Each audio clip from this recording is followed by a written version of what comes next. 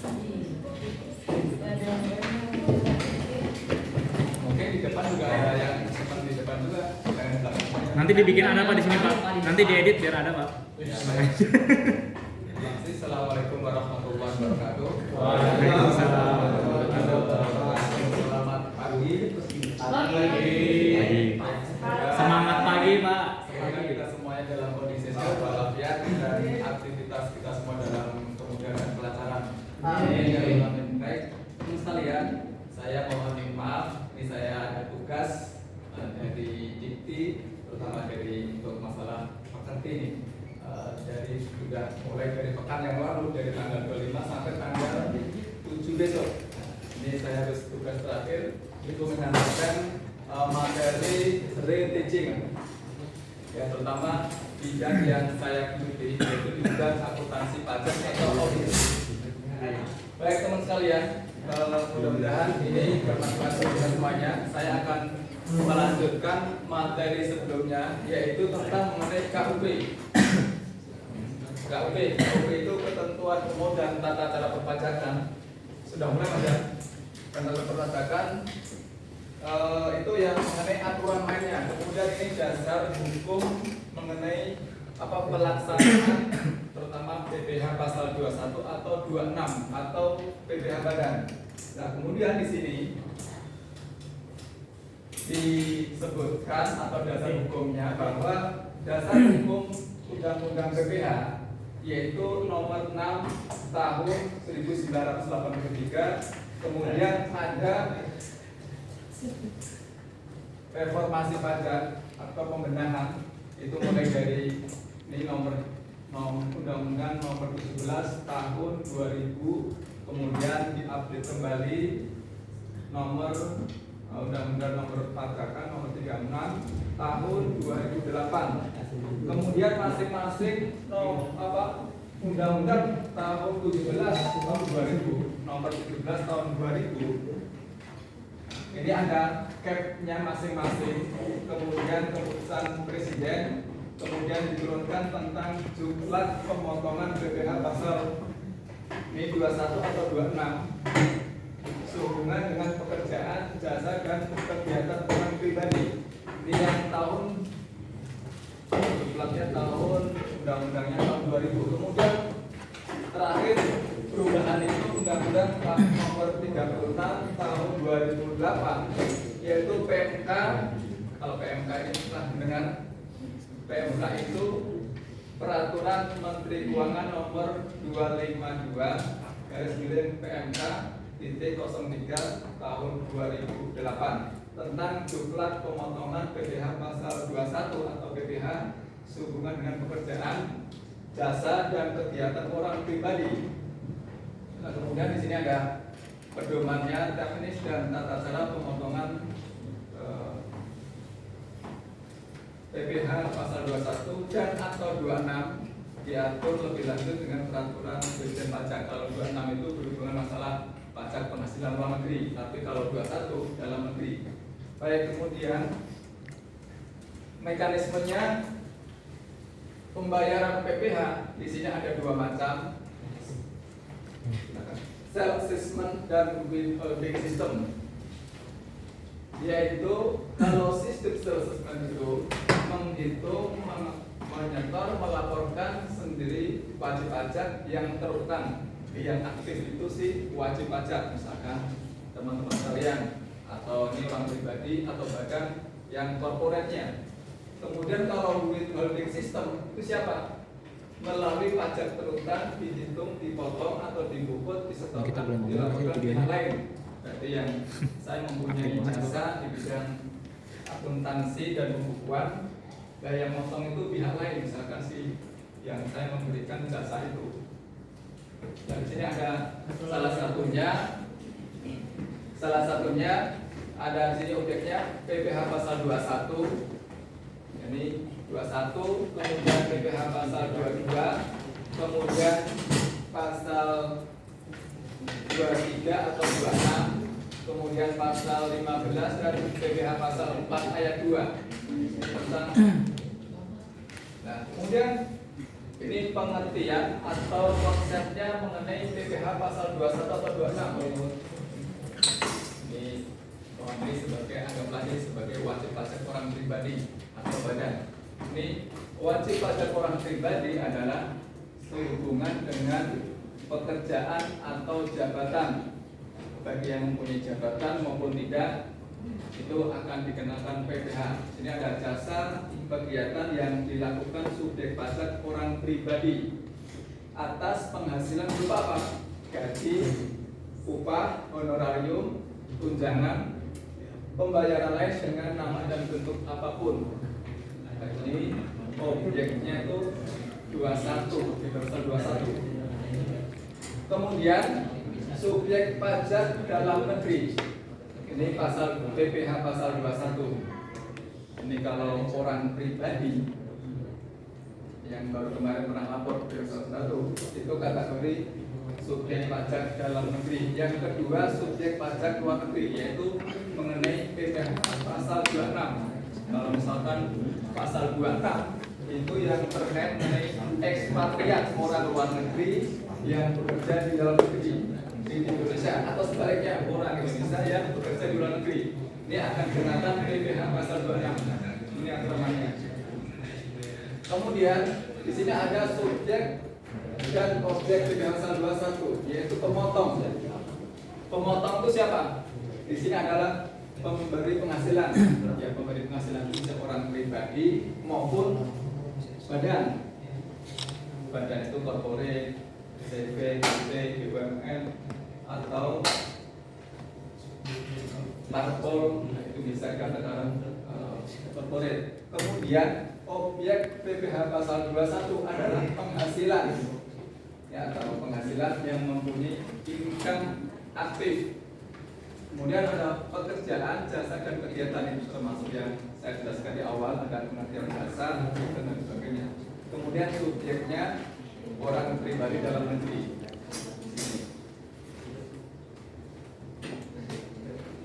Nah, ini kemudian peraturan Direktur Jenderal Pajak nomor per peraturan 31 PJ tahun 2012 tentang pedoman teknis tata cara pemotongan, penyetoran dan pelaporan pajak penghasilan 21 dan atau pajak yang menghasilkan pasal 26 sehubungan dengan pekerjaan, jasa dan kegiatan orang pribadi.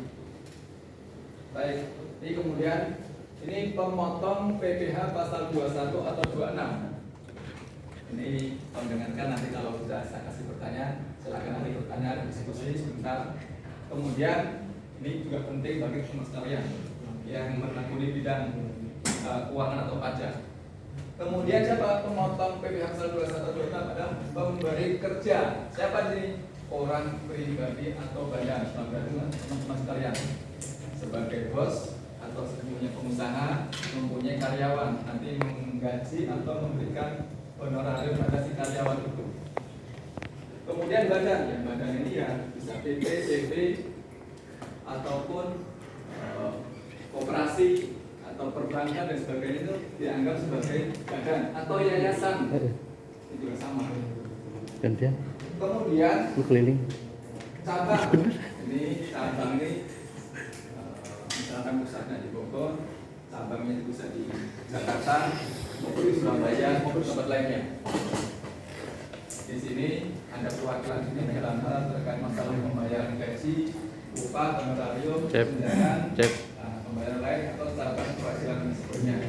Kemudian pemotong lainnya adalah bendahara atau pemegang kas pemerintah. Siapa di sini yang bekerja di pemerintahan?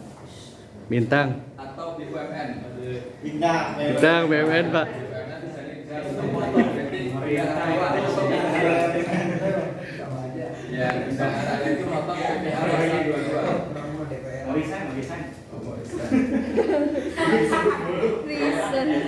Di sini bendahara bisa BUMN atau yang sektor publik di sini. Kemudian ada dana pensiun. Siapa yang melanggarkan dana pensiun undang sostek itu juga merupakan apa? Pemberi kerja juga sama. Ya. Kemudian ada penyelenggara kegiatan lainnya. Baik, kemudian ada ini yang tadi yang merupakan pemotong, sekarang bukan pemotong. Pemberi kerja bukan pemotong 26 atau 21. Kalau 21 tadi sampaikan wajib balik dalam negeri, kalau luar negeri menggunakan pasal 26, yaitu kantor perwakilan negara asing. Siapa yang orang tuanya atau teman-teman sini yang bekerja di Kedubes. kedubes atau diplomat. Bintang. Yang merupakan ya. Di sini organisasi. Bapaknya Pak Raden. Ya, organisasi asli Bapak Menteri Keuangan. Ini bukan, atau pemberi kerja pemberi yang tidak melakukan kegiatan usaha. Ini kalau orang pribadi yang tidak melakukan usaha bukan merupakan pemotong pajak. Kemudian siapa penerima penghasilan yang dikenakan PPh pasal 21 atau 26? Yaitu pegawai. Pegawai itu siapa? Ya. Bintang. Yang teman-teman Kita Pak kita. Kita lagi pegawai Pak. Kita pegawai. saya bekerja di yayasan, mengajar di dosen, bisa dipotong juga karena menjadi narasumber atau pemateri diklat, saya dipotong itu, dipotong honorarium atau honor. Baik, ini ada dan penerima uang pensiun atau pesangon pensiun atau uang manfaat pensiun, THT tahu? Ada THT, Tahu. CHT termasuk ahli warisnya, bukan pegawai. Ini ya kan? Kemudian anggota Dewan Komisaris atau pengawas yang tidak merangkap sebagai pegawai. Di sini merupakan penerima penghasilan yang dikenakan PPh pasal 21.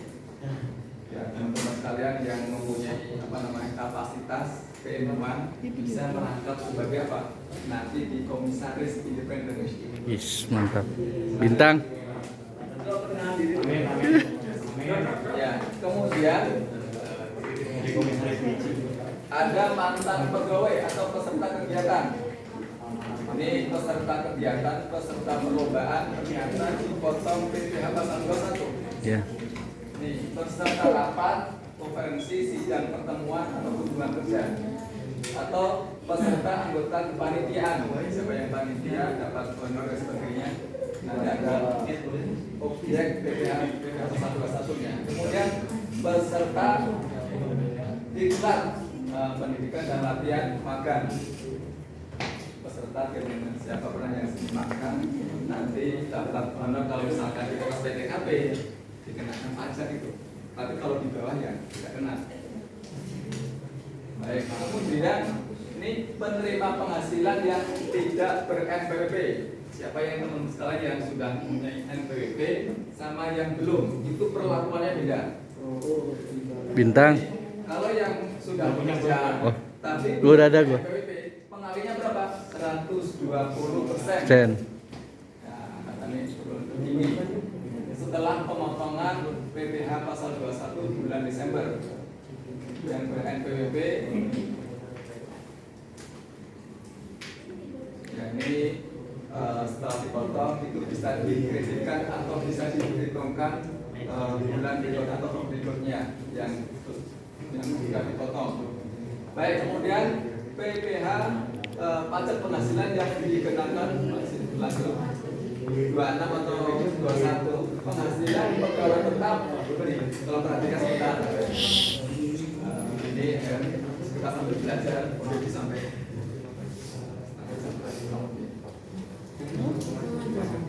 yang baik teratur maupun tidak teratur. Kemudian penghasilan penerima pensiun secara teratur. Siapa ini yang pesangon pensiun tunjangan hari tua atau jaminan hari tua yang dibayarkan sekaligus yang pembayaran periode jangka waktu 2 tahun. Baik, kemudian ada penghasilan pegawai tidak tetap maupun tenaga kerja lepas. Ini merupakan juga objek 21 atau 26. Kemudian imbalan kepada peserta kegiatan, ya ini kepanitiaan yang tadi. Imbalan kepada Dewan Komisaris. Kemudian ada termasuk natura atau kenikmatan dari wajib pajak. Apa kenikmatan natura itu pernah tahu mendengar namanya natura? Belum pernah dengar Pak.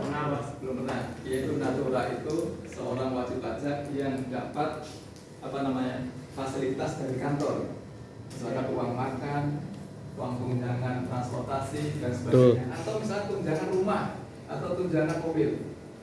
Homestay Pak. Ya, tunjangan rumah atau mobil itu statusnya gimana? Dibawa pulang atau Hak pakai Pak. ditaruh di kantor.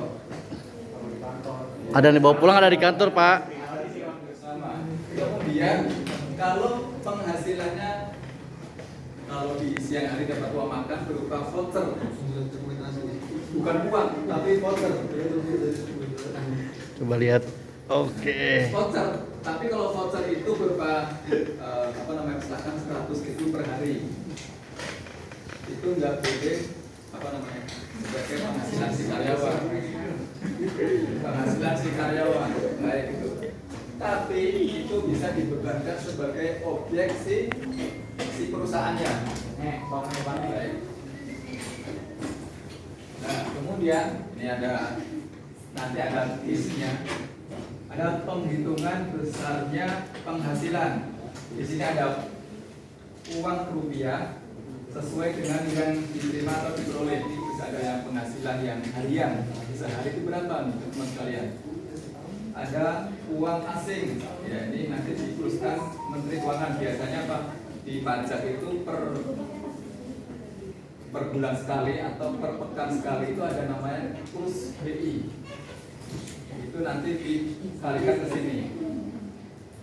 Kalau penghasilannya orang luar, biasanya orang ekspatriat bekerja di sini, pakai uang dolar nanti dikurskan rupiah berdasarkan berapa nih berlakunya. Kemudian kenikmatan atau natura, ini sesuai dengan harga pasar atau misalkan tadi saya sampaikan kalau sehari itu makan berapa, nanti bukan si objek si penghasilan si siapa yang menerima, tapi boleh nanti biaya itu dibebankan oleh perusahaan ke penghasilan di belakang.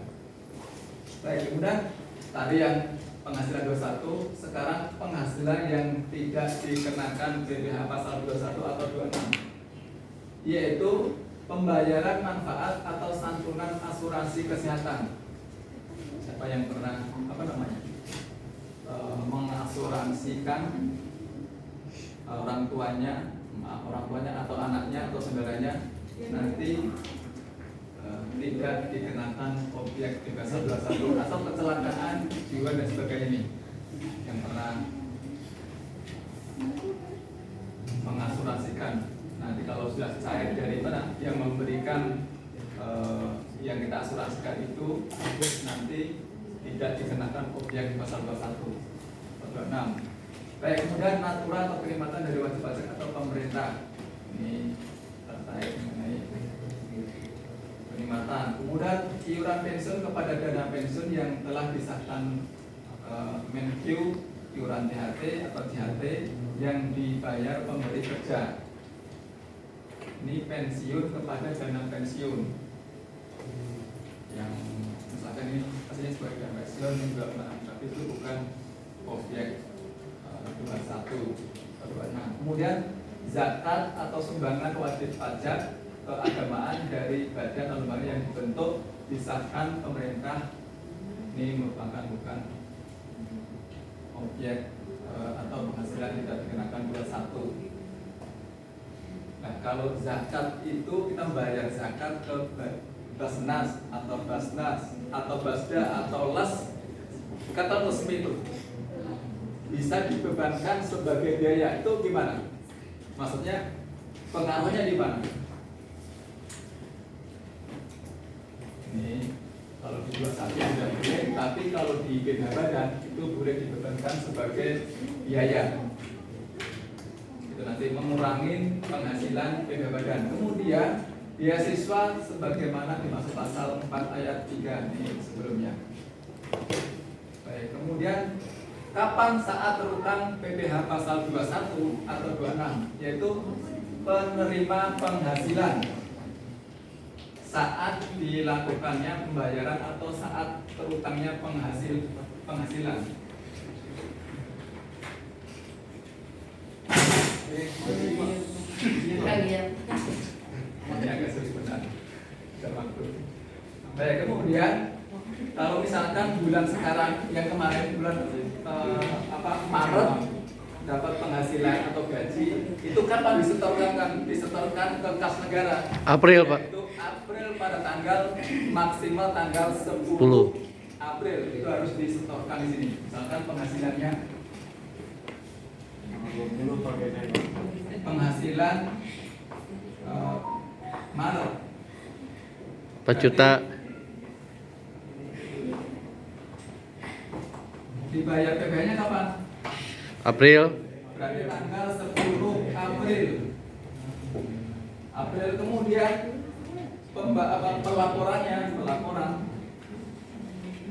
pelaporan pajaknya tanggal 20 April.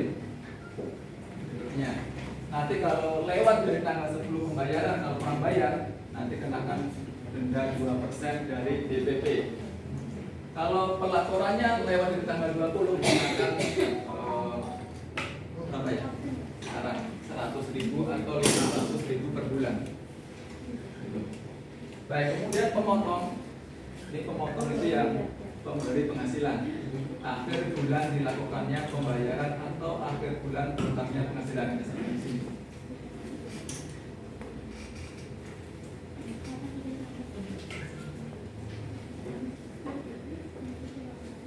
Nah, di sini ada kewajiban pemotong, yaitu wajib pajak mendaftarkan diri ke KPP, kantor pelayanan pajak. Kemudian wajib menghitung, memotong, menyetorkan dan melaporkan PPh pasal 21 dan pasal 26 yang terutang untuk setiap bulan kalender. Nah, ini si pemotong atau si pemberi penghasilan atau yang si wajib pajak ini setiap bulannya atau setiap kalendernya harus memotong penghasilan. Kalender itu dari Januari, Februari, Maret, April sampai Desember. Kemudian PPh pasal 21 atau 26 yang dipotong wajib disetor ke kantor pajak atau bank paling lama 10 hari setelah masa pajak berakhir.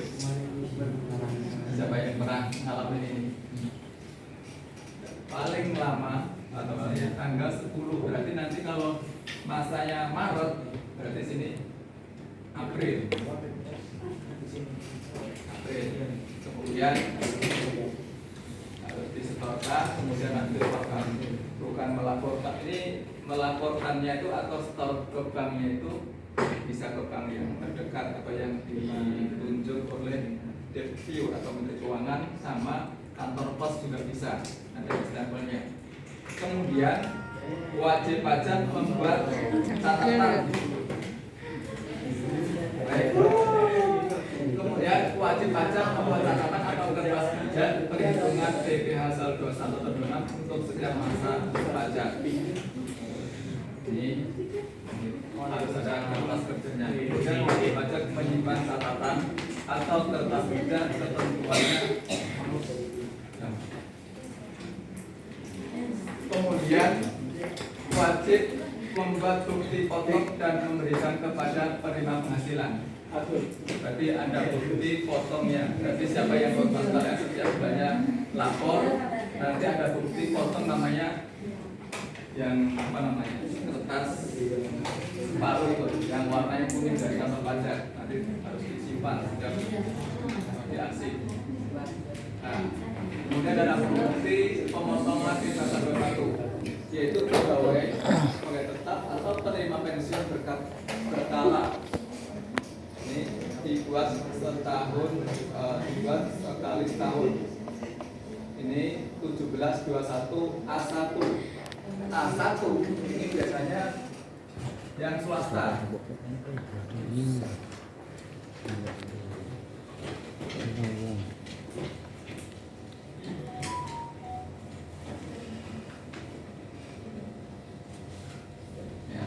Kalau yang 1721 A2 ini yaitu PNS atau ASN. Ya, di sini ini dikeluarkan oleh si pemberi kerja ada nanti kita laporkan setiap tahun per tanggal kemarin, tanggal 31 Maret 2023 kemarin. Kemudian selain pegawai tetap atau penerima pensiun berkala dibuatkan setiap ada pemotongan harus dibuat. Kemudian di sini ada juga ada bukti potong PPh pasal 21 tidak wajib dilampirkan dalam SPT tahunan. Ini artinya setiap pemotongan nanti direkam kembali, tidak harus dilampirkan tapi di perhitungannya ada di SPT tahunannya. Kemudian kewajiban penerima penghasilan. Nah, ini kewajiban penerima penghasilan yang sebelumnya kewajiban pemotong. Ini wajib mendaftarkan di KPP sama pegawai penerima pensiun sementara dan bukan pegawai tertentu yang membuat surat pernyataan yang berisi jumlah tanggungan. Siapa di sini? Kalau misalkan suami tidak bekerja atau yang laki-laki tidak bekerja, yang bekerja itu yang perempuan menanggung anak maksimal 3, nanti harus ada surat keterangan di sini. Surat tanggungan kepada minimal sampai mana? Sampai kecamatan. Itu bisa ditekankan sebagai tanggungannya. Kemudian wajib menyerahkan surat pernyataan ini tanggungan kepada pemotong pajak. Siapa? Nanti pemberi pekerja itu penghasilan atau sama yang instansi terkaitnya. Baik, kemudian cara menghitung pajak PPh pasal 21 atau 26. Nah, ini formatnya mas sekalian, ini sering saya gunakan untuk pelatihan di tempat lain di instansasi. Ini format PPh pasal 21. Ada pegawai, kemudian tetap, tidak tetap, kemudian penghasilannya itu bulanan, harian. Kemudian di sini ada penghasilan itu dikurangi PTKP. Kemudian PPh bruto atau PTKP. Ini. Kemudian yang harian penghasilan bruto dikurangi 200.000. 200.000 itu berapa nih? Per hari, per pekan atau per bulan? Per bulan. Nanti ini akumulasi. Kemudian brutonya dikurangi 2,25 juta sampai 7 juta. Ini PTKP harian. Kemudian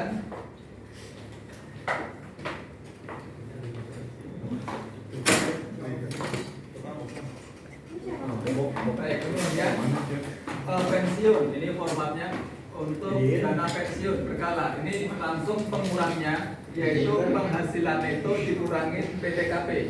PTKP-nya berapa? Nanti PTKP itu maksimal tadi saya sampaikan, yaitu menanggungnya maksimal 3 anak atau 3 keluarga. Itu nanti mengurangi penghasilan. Ya, ini PTKP. Misalnya kalau PTKP itu batas maksimalnya. Kalau di bawah PTKP ya berarti tidak dikenakan PPh nanti. Kalau di atas penghasilannya 5 juta per bulan, nanti baru sudah kena objek pajak. Baik, kemudian bukan pegawai. Di sini ada formalisasinya itu berkesinambungan atau berkesinambungan X. Ya, ini ada pasal 13 ayat 1-nya tidak berkesinambungan. Di sini biasanya yang menerima yang tidak aktif atau salah penerima penghasilan tapi tidak kontinu. Di sini ada 50% dikali bruto dikurangi PTKP bulanan atau kumulatif. Kemudian komisaris mantan pegawai atau penarikan dana pensiun dari pegawai. PPh kumulatif.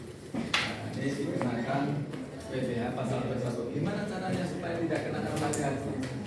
Ya, pembayaran itu berangsur. Ini saya kasih triknya. Baik, kemudian peserta kegiatan. Jadi peserta kegiatan biasanya perlombaan dikenakan main golf atau main apa nih?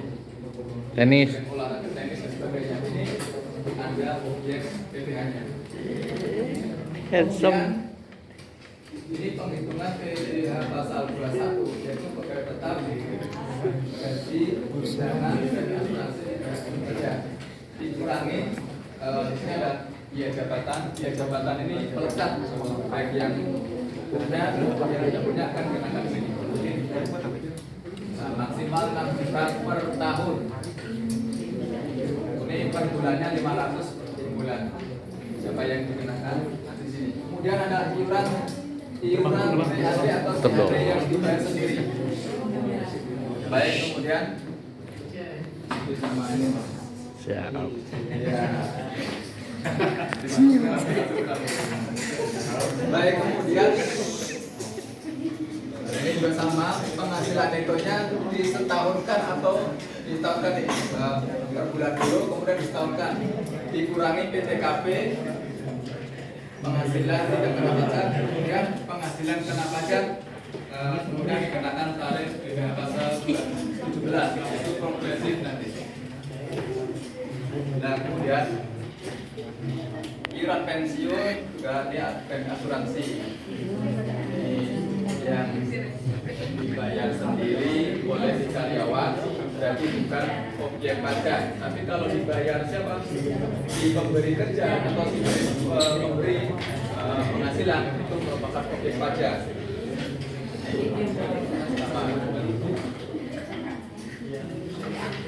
Baik, kemudian ini ada PPh pasal 21 pegawai tetap dan segala. Nah, lihat. Ini ada selisihnya, hitungannya, kemudian masa perolehan penghasilan kurang dari 12 tahun. Ini gimana cara perhitungannya? Yaitu disetahunkan wajib pajak orang pribadi, OP itu orang pribadi dalam negeri meninggal dunia atau meninggalkan Indonesia selamanya. Kemudian orang asing mulai bekerja di Indonesia pada tahun berjalan untuk jangka waktu dari 6 bulan. Kalau pindah cabang, disetahunkan. Kemudian tidak disetahunkan wajib pajak orang pribadi dalam negeri mulai bekerja pada tahun berjalan. Sama. Oke. Nah, ini format kembali nih. Ini formula atau rumus mengenai pasal 21 secara umum. Ya, silakan. Ini bisa diterapkan di perusahaan masing-masing. Ini penghasilan sebulan, gak ada gaji pokok, kemudian tunjangan PPh. Tunjangan PPh itu dibayar oleh siapa? Pemberi kerja, si perusahaan atau si orang pribadi yang bekerja ini yang mempunyai bisa diterima dari situ. Kemudian tunjangan lainnya bisa pengaturan dan sebagainya. Kemudian ada premi asuransi. Ada JKK, ada JK, ada JKP. Apa ini? Pernah tahu JKK? JK sama JKP. Yaitu JKP itu jaminan kecelakaan kerja. Kemudian JK jaminan kerja. Kemudian ada JKP. Kalau penghasilan di sini, ini tolong perhatikan. Ini sering si karyawan tidak tahu, sering juga ada sering pemeriksaan di sini betul. Kalau ini diberikan oleh si perusahaan merupakan objek pajak, menambah penghasilan. Tapi kalau sebaliknya kalau dibayar oleh si karyawan potong gaji itu tidak boleh menambah, tapi nanti mengurangi posisinya. betul. Seperti itu. Ini pengurangnya. Ya, ini penghasilan bruto 1 bulan di sini berapa? Kemudian dikurangi juga penghasilan bruto, ada biaya jabatan, pensiun 5% dari penghasilan bruto. Ini baik yang punya jabatan maupun tidak akan melekat di sini. 5% pasti. Ini maksimal sebulan sekian. Kemudian ini ada harian, kemudian per tahun sekian. Nambah di sini. Nah, di sini ada sebulan, kemudian disetahunkan dikali 12. Penghasilan di sini kali 12. Dan nanti dikali 12. Setahun. Nah, kemudian dikurangi PTKP. Sebentar, sini. Baik, kemudian di sini ada dikurangi PTKP. Tadi PTKP itu penghasilan tidak kena pajak setahun. Berapa di sini? Anggaplah di sini 100 berapa? 100 juta. Kemudian di sini ada 50 juta PTKP-nya. Nah, kemudian penghasilan kena pajaknya setahun berarti tinggal berapa? 50 juta. 50 juta. 50 juta di sini. PPh terutangnya bagaimana? Ini 21 setahun tarif pasangan undang-undangnya ini, kemudian 21 sebulan. Berarti kalau 0 sampai 50 menggunakan di sini. Sebentar. Ini kalau tarif PPh asal 17 yang progresif 5% kali ini 0 sampai 50 kena 5%. Kalau penghasilannya di atas itu kemudian diambil 50 dulu. Sisanya dikalikan nanti 50% kali sisanya berapa? Baik. Ini perlakuan jam sostek. Ini yang sering apa namanya? Cara perhitungan tadi di awal mengenai ada jaminan kecelakaan kerja, berapa risikonya. Biasanya kerjasama sama Pak kedokteran ya, ini yang bekerja di bagian administrasi sama di luar itu biasanya Beda. Iya, biasanya ada yang bagian yang berat itu biasanya tanggungannya begitu ini, mempengaruhi. Kemudian di sini juga ada selanjutnya nanti teman-teman bisa dibaca dan selanjutnya balik lagi. Nah, kemudian ini tarif PPh pasal 21 yang progresif pasal 17 yaitu sampai dengan 0,50 juta kena sekian 5%. Kemudian di atas 50 sampai 250. 15%. Ini kemudian 250 sampai 500 juta 25%. Ini beratnya ini mengacu pada pasal 45.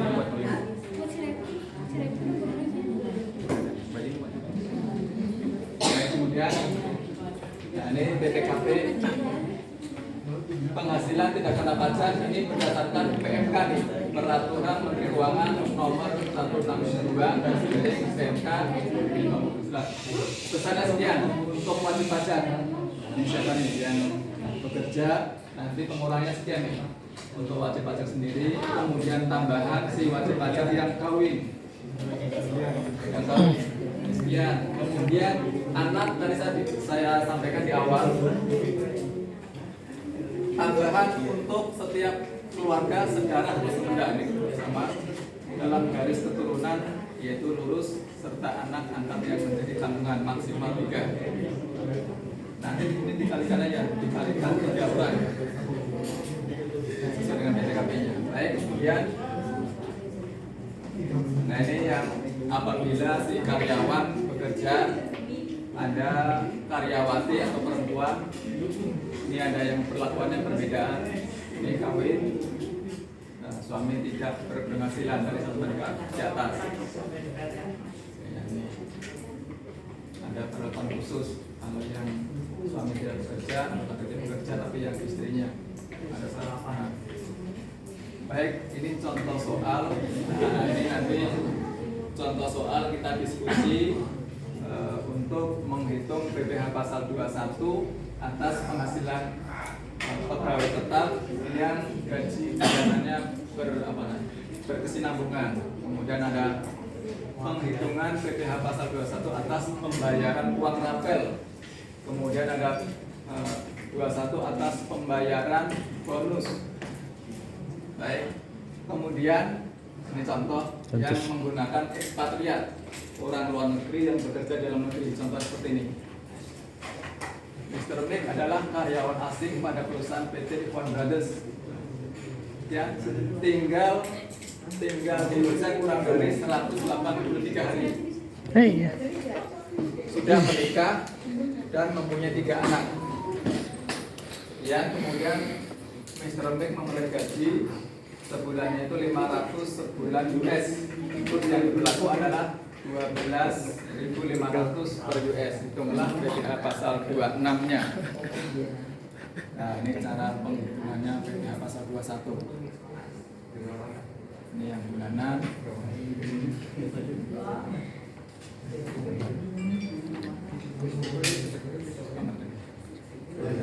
Baik, kemudian tolong perhatikan ini cara menghitung PPh pasal 21, yaitu gaji bulanan sekian, gaji sebulannya, kemudian pengurangnya ada biaya jabatan ini yang melekat maupun tidak melekat 5% kali 8 juta sekian, kemudian yang pensiun ya.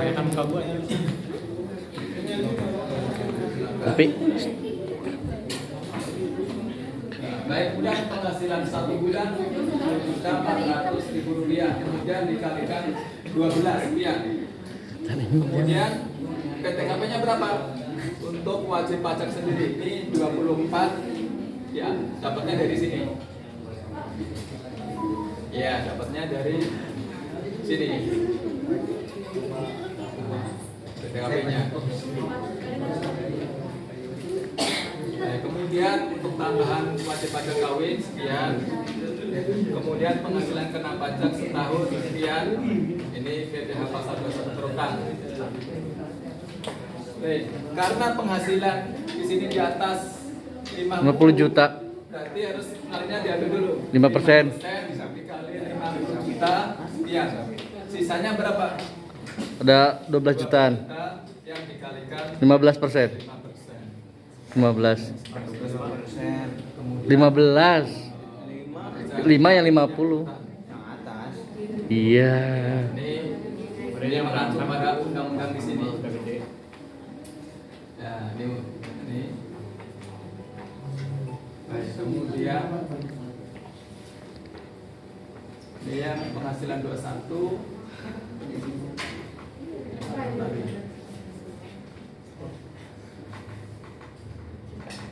Ini masih contohnya. Nah, ini yang menggunakan contoh pasal 21 pegawai tetap yang ASN. Nah, ini ada khususnya.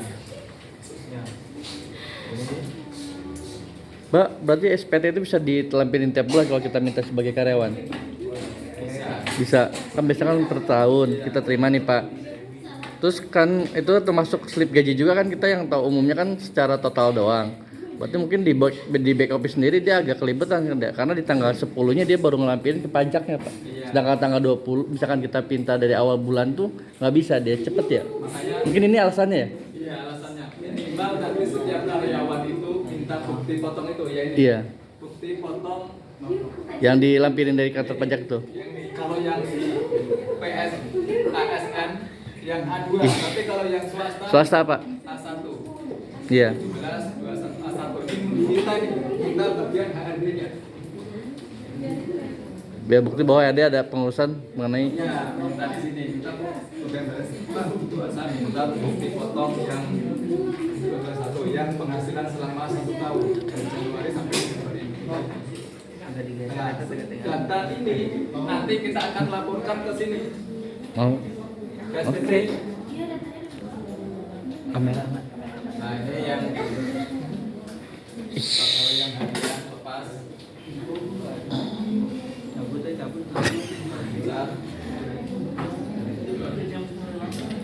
Sudah habis? Baik. Ini terutama yang saya berikan contoh, ya maaf sebentar. Nanti formulir yang 1721 orang pribadi nanti ada 3 macam. Yang formnya form 1771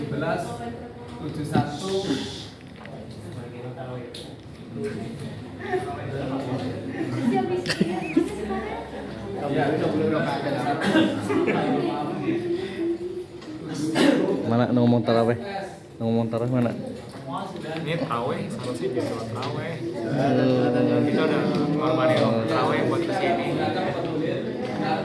Nanti yang pelaporannya itu yang sudah terjadi OSS yang penghasilannya di bawah 60 juta per tahun. Ini di bawah 60 juta per tahun. Ini di atas 60 juta per tahun. Kemudian di sini ada yang ini pekerjaan bebas. pekerjaan bebas itu dokter, konsultan, notaris dan sebagainya.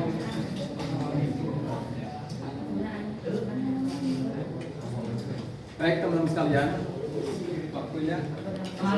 Baik, Banyak, Pak. teman sekalian. Ini materi terutama di pasal 21. Kalau Pak